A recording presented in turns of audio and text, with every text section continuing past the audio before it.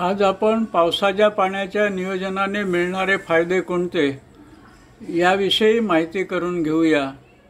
ग्रामीण भागात छतावरील पाणी योग्य प्रकारे साठवल्यास ते वर्षभर पिण्यासाठी वापरता येते। शहरात गच्चीवर पडणारे पाणी योग्यरित्या साठवल्यास पिण्याव्यतिरिक्त अन्य कारणासाठी वापरता येते।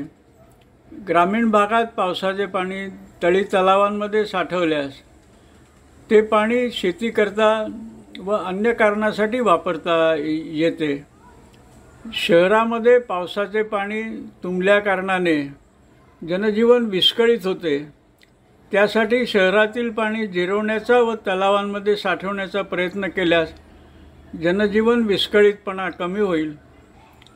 तसेच पावसाचे पाणी विहिरीचे व विंधण विहिरीचे पुनर्भरणासाठी वापरता येऊ शकतं। समुद्रकिनारी पावसाच्या पाण्याचे जे साठे आहेत त्याच्या संरक्षणासाठीही पावसाच्या पाण्याचा उपयोग करता येऊ शकतो।